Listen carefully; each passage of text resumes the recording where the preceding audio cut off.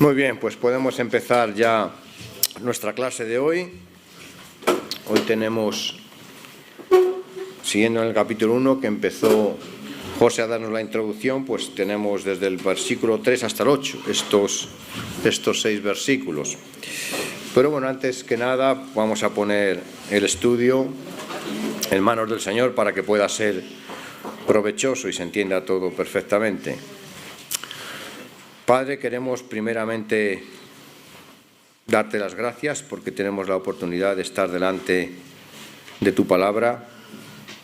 Podemos compartir también lo que tú nos das a entender. Gracias porque es una nueva oportunidad para poder profundizar más en el conocimiento de tu gracia, en el conocimiento de tu persona. Es una oportunidad también para la comunión fraternal y te damos las gracias por habernos guardado hasta llegar aquí y tener este momento. Te rogamos que tu Espíritu Santo nos ayude para que haya una buena comprensión y aprovechamiento de lo que tú nos quieres mostrar a través de estos textos. Pues te lo rogamos por Cristo Jesús. Amén. Bien, pues vamos a hacer primeramente la lectura y bueno, para que sea así lo más participativo posible, os voy a pedir a un hermano o una hermana si hace el favor de leer estos versículos en Colosenses 1 desde el 3 hasta el 8 y así vamos todos estando más atentos y participativos. Así que si hace alguien el favor de leerlos.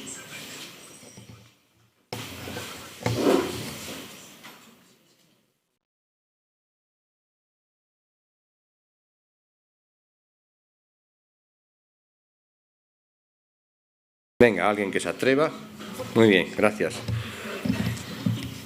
Siempre que oramos por vosotros, damos gracias a Dios, el Padre de nuestro Señor Jesucristo, pues nos hemos enterado de vuestra fe en Cristo Jesús y de vuestro amor hacia todos los creyentes, alentados por la esperanza que os está reservada en los cielos. De esta esperanza ya tenéis conocimiento desde que escuchasteis el Evangelio, que es la palabra verdadera, que ha llegado hasta vosotros. Esta palabra se está extendiendo y produciendo fruto en todo el mundo, igual que entre vosotros desde el día que oísteis y comprendisteis la gracia de Dios en toda su verdad. Así lo aprendisteis de Epafras, nuestro consiervo amado, en quien tenéis un fiel servidor de Cristo. Fue él el que nos contó cómo os amáis en el Espíritu. Muchas gracias, Ruth. Pues bien, el Evangelio se ha extendido ya paulatinamente, se está extendiendo y llegando hasta Asia, hasta esta zona donde está Colosas, aunque en realidad, como nos comentaba en el domingo anterior José, antes del Imperio Romano, pues Colosas se consideraba que pertenecía a la región de Frigia, más al sur, pero ahora durante el Imperio Romano, pues también se consideraba a Colosas como parte de esa zona del Asia en la actual Turquía, más hacia el oeste, juntamente pues con Éfeso, la Odisea, Tiatira, todas estas que son más conocidas porque se les envió una carta en Apocalipsis, ¿verdad? Un mensaje. Así que esto ha sido recibido también el Evangelio por los ciudadanos de Colosas, igualmente como en otras muchas partes. Pero no ha sido el apóstol Pablo, en esta ocasión, quien lo ha predicado allí. Y parece ser, por lo que leemos en el versículo 7, que Epafras lo ha anunciado en Colosas. Dice, como lo habéis aprendido de Epafras, nuestro consiervo amado, que es un fiel ministro de Cristo para vosotros. Pero aún así, siendo como es Pablo maestro de los gentiles, se siente en la obligación de instruirles en la fe que han recibido, gozándose por la fe en Cristo que tienen los colosenses, aunque no los conoce aún todavía personalmente. Bien, pues vemos al inicio que hay una típica acción de gracias por parte del apóstol Pablo, pues esta ha de ser una manifestación constante y no esporádica en nuestra relación con Dios. Siempre hay mucho que agradecer a Dios y siempre se puede interceder por otros, en este caso los colosenses, practicando así Pablo lo que ya dijera en Primera de Tesalonicenses 5:17, ese texto muy conocido que dice: orad sin cesar, y también al renglón seguido, dad gracias en todo. Bueno, pues esto es típico en el apóstol Pablo. Daba gracias por todo, daba gracias por lo que Dios hacía en los hermanos, cada uno de los hermanos, y también intercedía por ellos. Y se presenta aquí a Dios como Padre de nuestro Señor Jesucristo. Siempre orando por vosotros, damos gracias a Dios, Padre de nuestro Señor Jesucristo. Pues lo es de una manera especial, desde la eternidad, siendo uno con Él. Mientras que Dios, pues es Padre para nosotros en un momento dado, y somos hijos adoptivos. Pero Jesucristo es el Hijo eterno, no en un momento dado, sino desde la siempre existencia eterna de Dios. Es Hijo por naturaleza divina, como ya nos lo expresa claramente el inicio del Evangelio de Juan. En el principio, esa forma de expresión hebrea para referirse a la eternidad, como si dijera, desde la eternidad era el Verbo, y el Verbo era con Dios, y el Verbo era Dios. Así que hay una relación muy especial cuando dice Padre de nuestro Señor Jesucristo. Y también de alguna manera el Señor Jesucristo, cuando está hablando después de su resurrección con María Magdalena, en el Evangelio de Juan, en el capítulo 20, el versículo 17, también vuelve de nuevo a incidir sobre esto, cuando le dice: no me toques porque aún no he subido a mi Padre, mas ve a mis hermanos y diles: subo a mi Padre y a vuestro Padre, a mi Dios y a vuestro Dios. A mi Padre en sentido especial porque lo es desde la eternidad, pero también ahora ya es vuestro Padre, desde que me recibisteis a mí. Como decía también al inicio del Evangelio de Juan, más a cuantos le recibieron, les dio la potestad, les dio el derecho de ser hechos hijos de Dios desde ese momento. Dice: a mi Dios y a vuestro Dios, también de una manera especial. Ahora, podría parecer un poco sorprendente, un contrasentido, que diga mi Dios siendo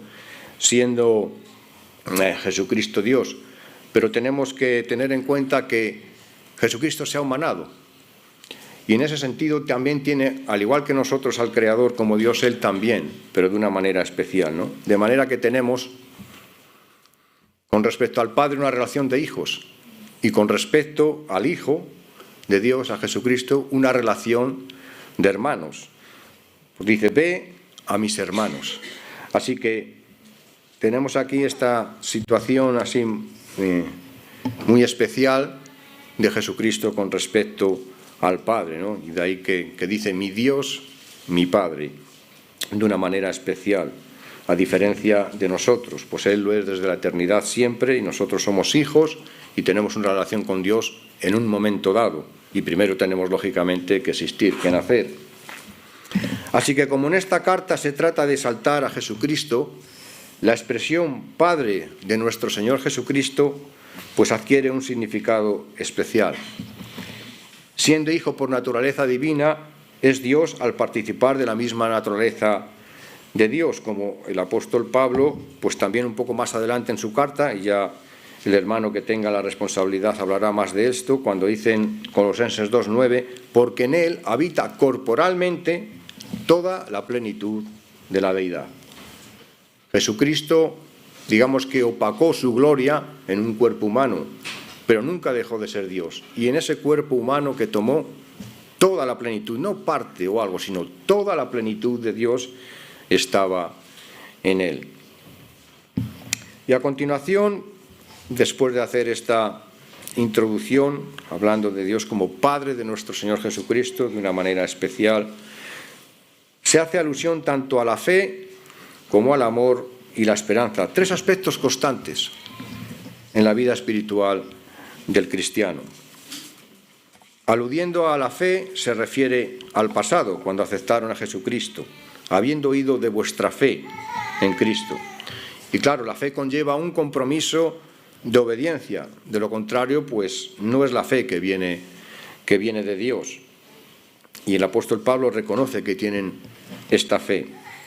Así pues, la fe produjo en estos colosenses un cambio, de manera que amaban a todos los santos como realidad del presente. Era un amor verdadero, sacrificial, siendo de bendición para otras personas.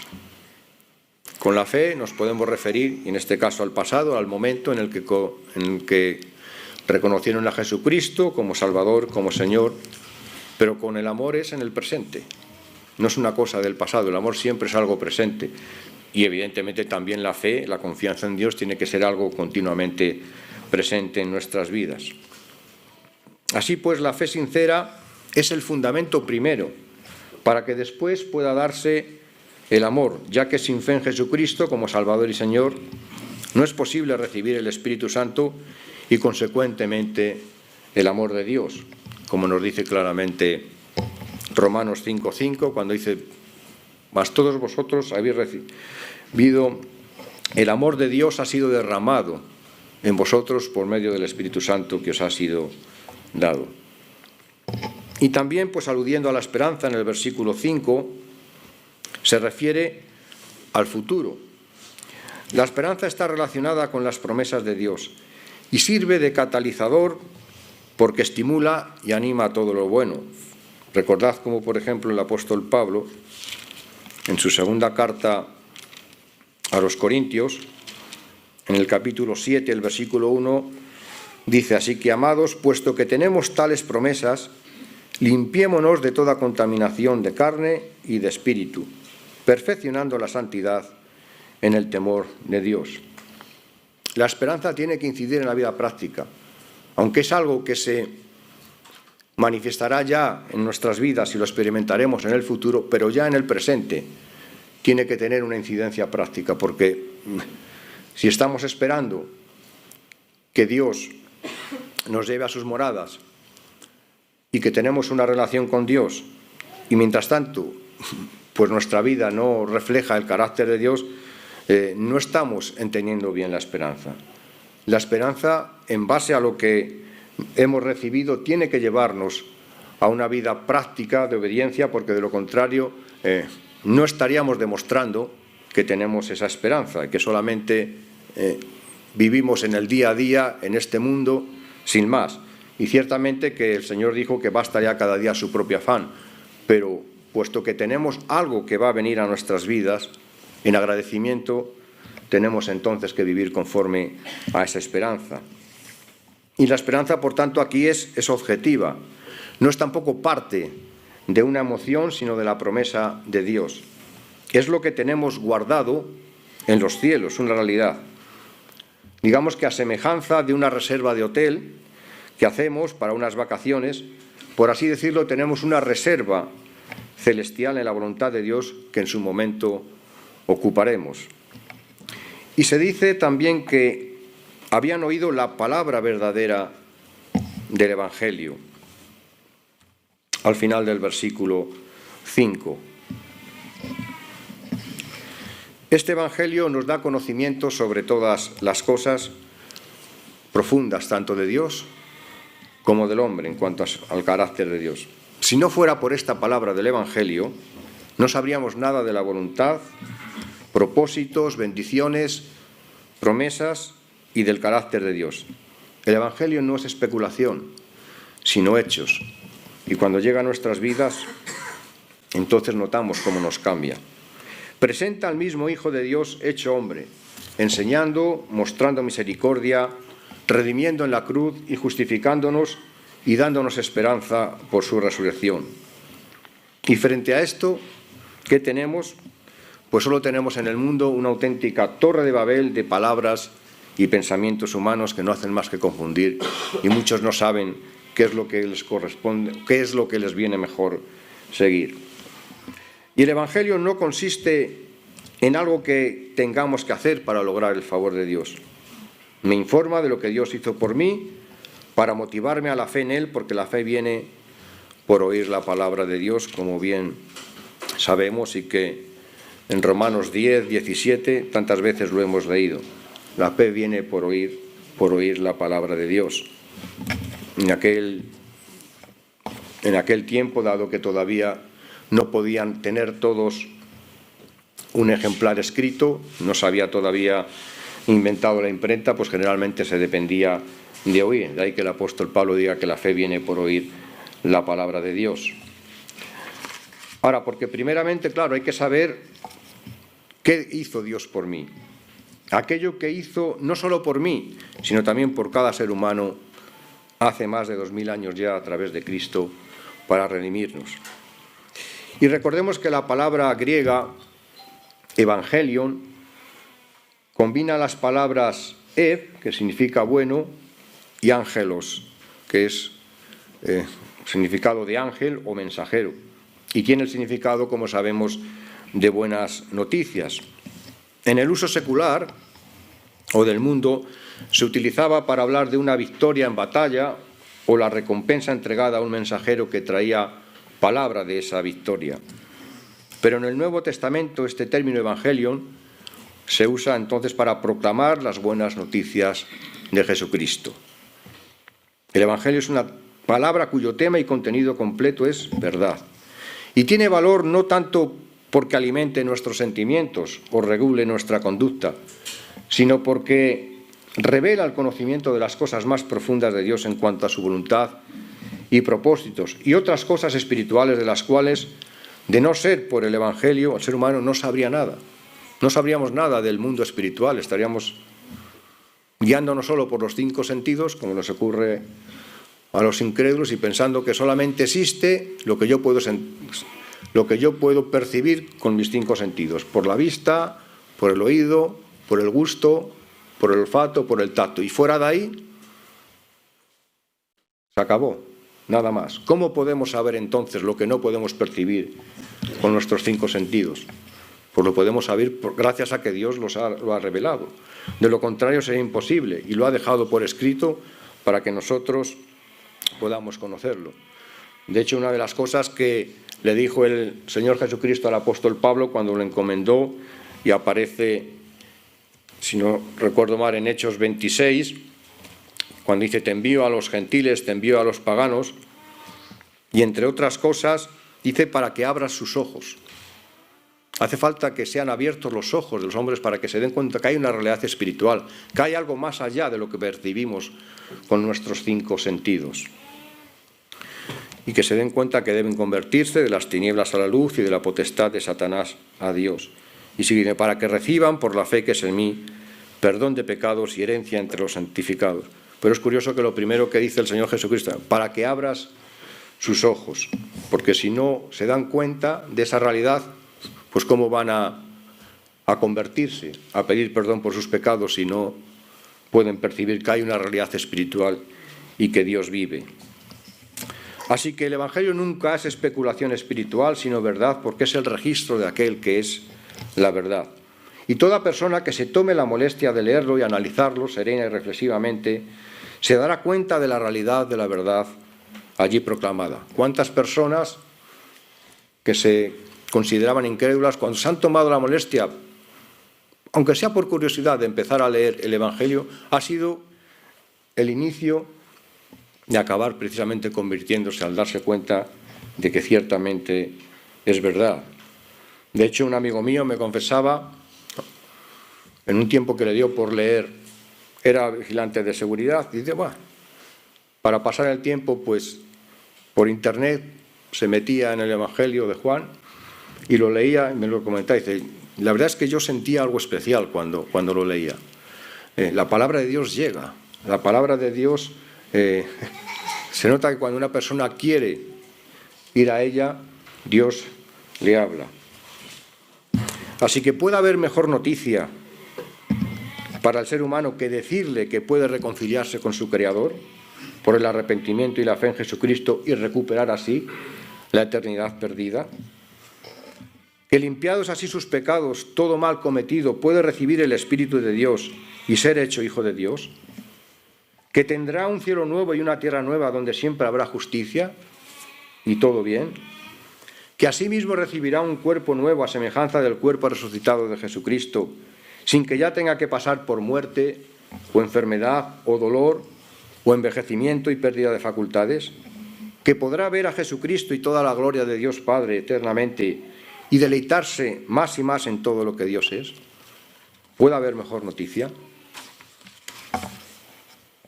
Generalmente la gente piensa que lo mejor que puede pasarle es que tenga mucho dinero, que le toque la lotería o reciba una gran herencia, pero eso al final se acaba. Eso no significa que vayas a ser eterno, pero que Dios te haga parte de Él y que seas ya una persona para la eternidad, mejor noticia no puede haber. Y que el mismo Espíritu de Dios, su propia naturaleza, esté dentro de ti, que te dé la capacidad para hacer siempre el bien y para poder comprender lo que viene de Dios, eso, como se puede decir, no tiene precio. Así que, ciertamente los colosenses habían oído la palabra verdadera del Evangelio, pero ahora estaban empezando a oír filosofías y huecas sutilezas, como aparece un poco más adelante en Colosenses 2:8. Mirad que nadie os engañe por medio de filosofías y huecas sutilezas, según las tradiciones de los hombres, conforme a los rudimentos del mundo y no según Cristo. Entonces corrían el peligro de no permanecer fundados y firmes en la fe sin moverse de la esperanza del Evangelio. Como ya les decía en el versículo 23, si en verdad permanecéis fundados y firmes en la fe y sin moveros de la esperanza del Evangelio que habéis oído, el cual se predica en toda la creación que está debajo del cielo, del cual yo, Pablo, fui hecho ministro. Cuidado, manteneos firmes, no os dejéis engañar por aquellos que os proponen otra forma de vida, otra forma de vida espiritual al margen de lo que dice el Evangelio. Así que era necesario recordarles la esperanza que tenían para no apartarse de la fe en Cristo y reforzarla con esta motivación. Y uno de los beneficios y maravillas del Evangelio, como aparece en el versículo 6, es que lleva fruto en las personas cuando esta palabra del Evangelio es aceptada. Las personas son transformadas para vivir en el amor y la justicia de Dios, como había sucedido en los creyentes en Cristo de Colosas. Empieza a manifestarse el fruto del Espíritu con todo el bien que conlleva para la sociedad y también para la propia persona.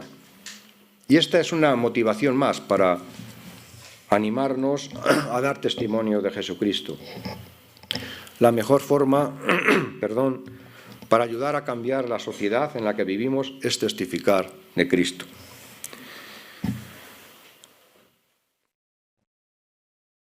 Que la buena noticia de que el ser humano puede reconciliarse con Dios mediante el arrepentimiento y la fe en Jesucristo como Salvador y Señor, y así recuperar la eternidad que Dios quiso que tuviera cuando los creó, llegue al máximo número de personas posibles.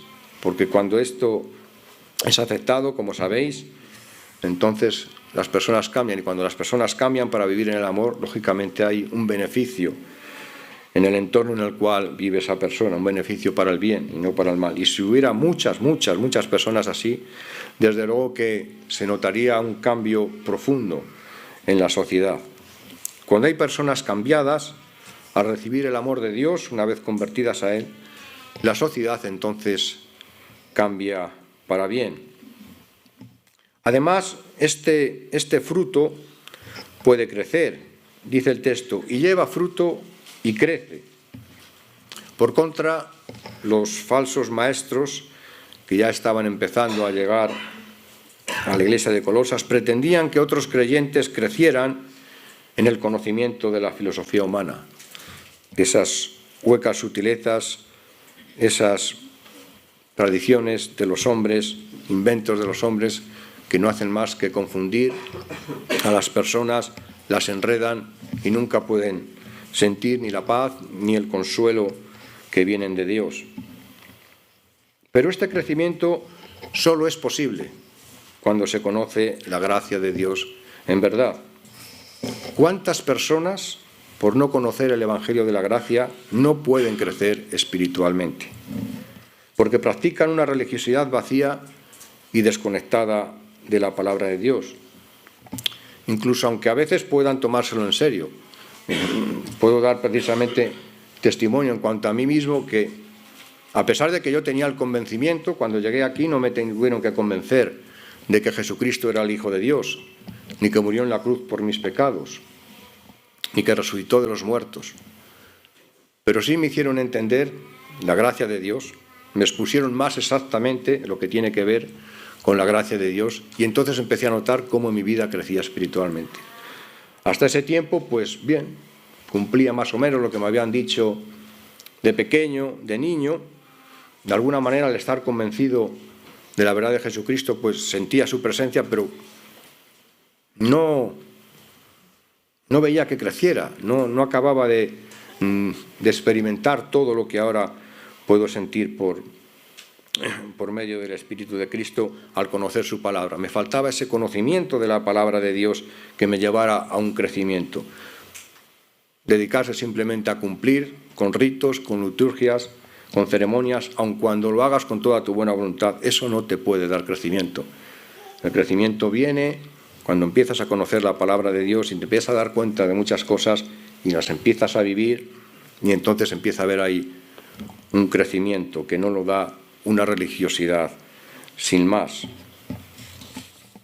Gracias al Evangelio, como uno de sus espectaculares frutos, las tres, por así decirlo, abominaciones del antiguo mundo precristiano, como eran la esclavitud, las guerras constantes y la degradación de la mujer, han sido cambiadas por una sociedad con otros valores. No hay nada más que hacer una comparación de las sociedades que han sido influenciadas por el Evangelio, y aun cuando estamos en una sociedad occidental ya, como se dice, posmoderna, donde se están destruyendo los principios del Evangelio, aún estamos, de alguna manera, beneficiándonos de la influencia del cristianismo.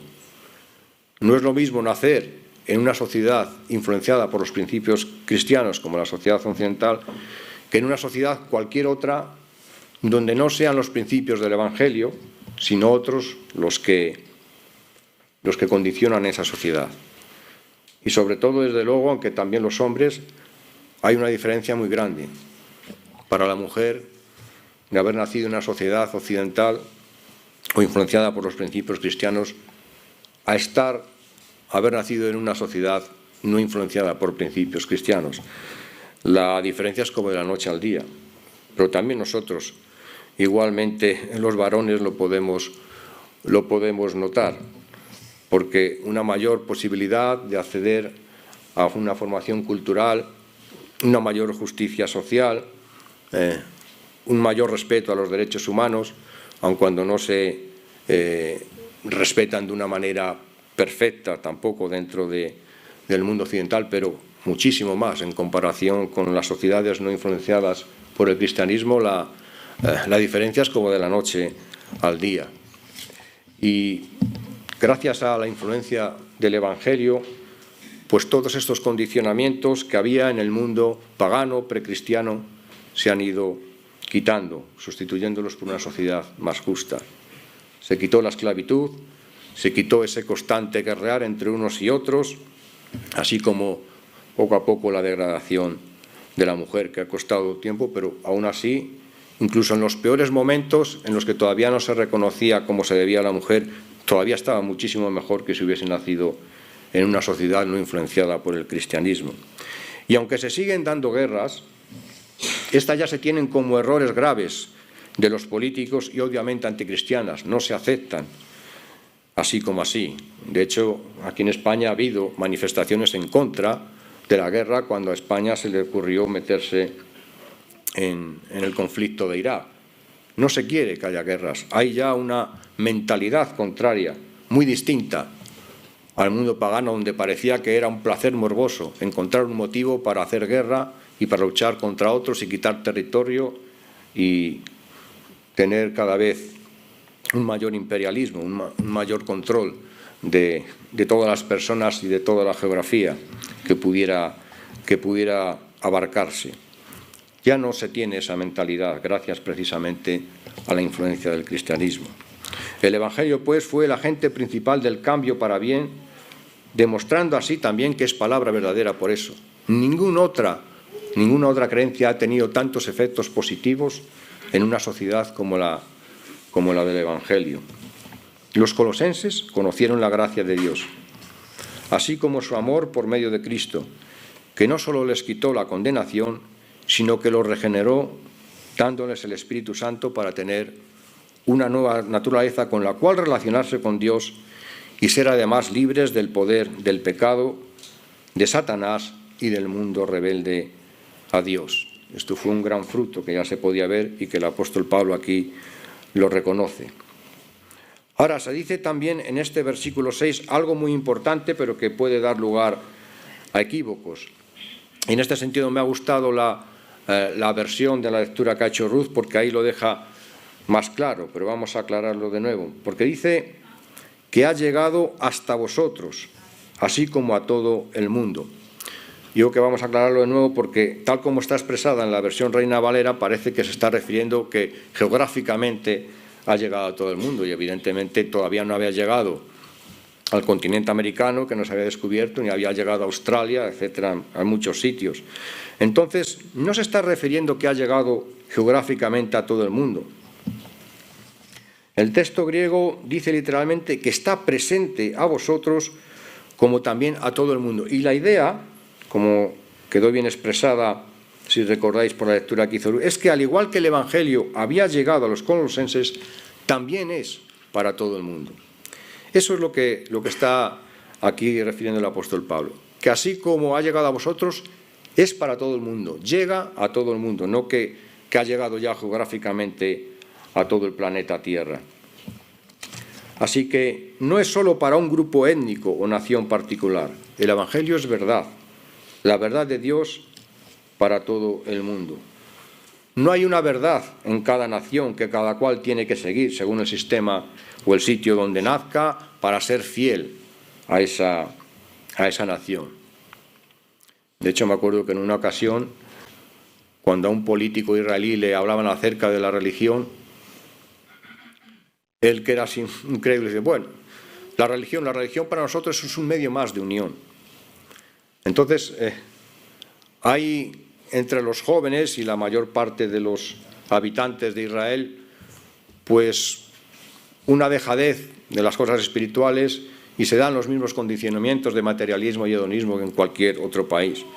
Sin embargo, cualquier ataque que pudieran percibir contra lo que es el judaísmo lo consideran como un ataque a ellos mismos, a pesar de que sean en una gran parte incrédulos y que no sigan la ley de Moisés ni nada.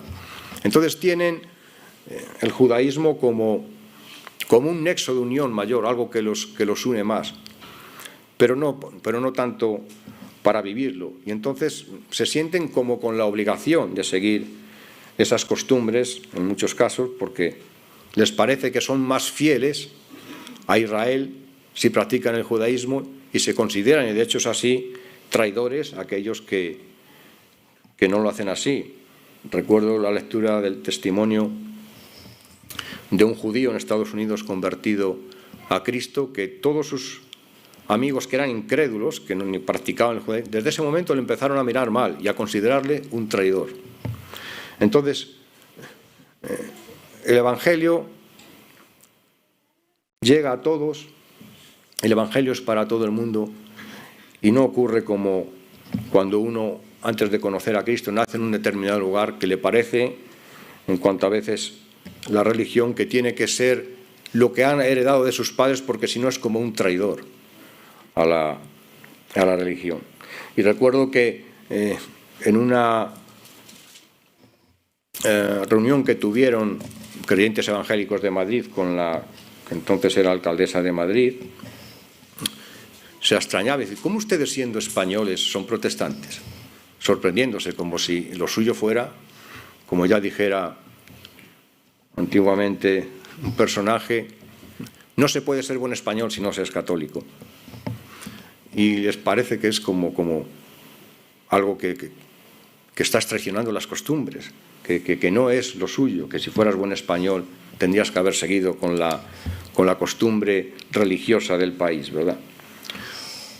Pues así es como los hombres consideran muchas veces todo lo que tiene que ver con la creencia.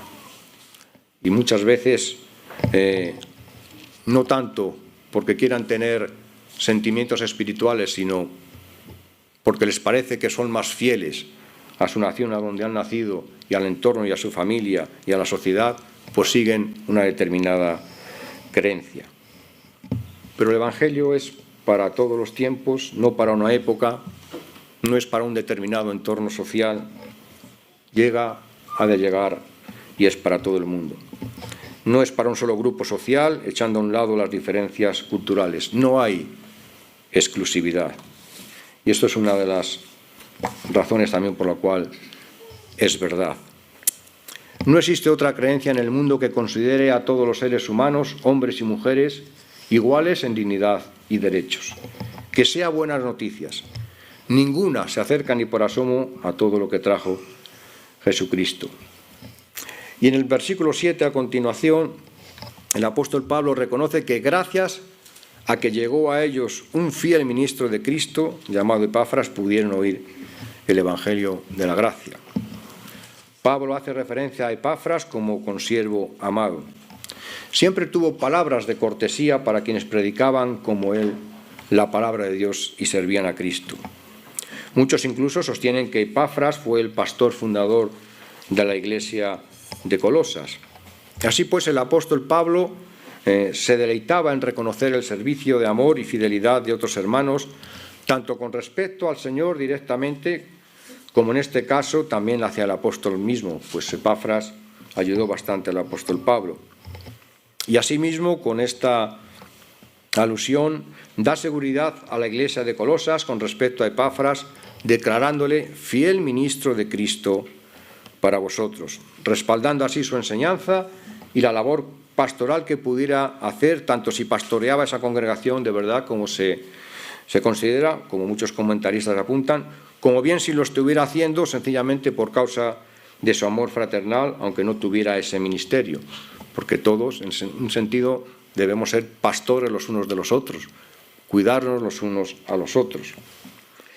Y esto también nos habla a nosotros hoy en día.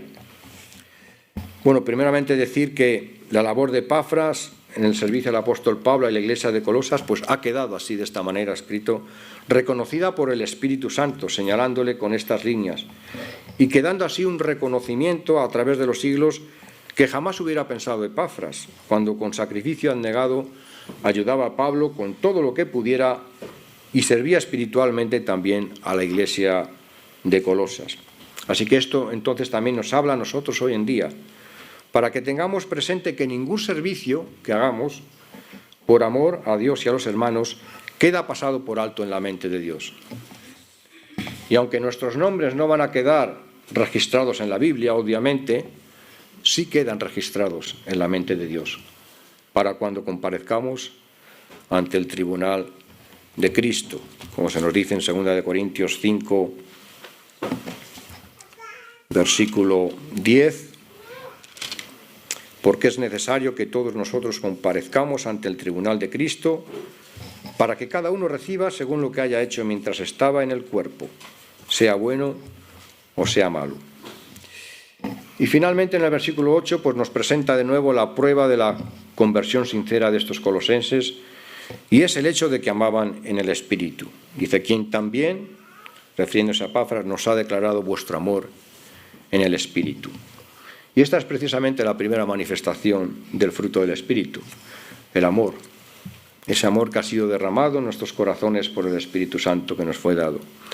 Y esto suponía gozo y tranquilidad para el apóstol Pablo al recibir esta información de Epafras. No era este un amor que surgía del propio ser humano, sino de la acción del Espíritu Santo en sus vidas. Por eso dice, nos ha declarado vuestro amor en el Espíritu. Como también lo da a entender el apóstol Juan, cuando en su primera carta, capítulo 4, versículos 7 y 8, dice, amados, amémonos unos a otros, porque el amor es de Dios. Todo aquel que ama es nacido de Dios y conoce a Dios. El que no ama no ha conocido a Dios, porque Dios es amor. Así que para Pablo, al ver que estaban amando en el Espíritu, esa era la prueba evidente de que habían nacido de Dios. Bien, pues hasta aquí. Quedan 5 minutos por si alguien quiere añadir alguna cosa o algo que necesite ser aclarado. Si puedo yo o cualquier otro hermano. para que no haya ninguna duda, si es posible. ¿O algún añadido, alguna cosa más que alguno cree interesante también poder decir?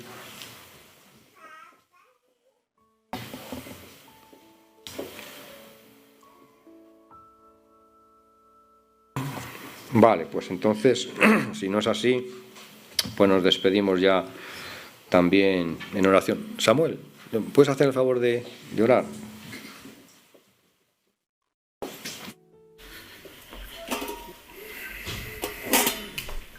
Padre amado, te doy gracias por esta mañana, Señor, el descanso de la noche, y gracias porque nos has permitido venir a tu casa, Señor, y gracias también por la palabra que ha compartido José Luis.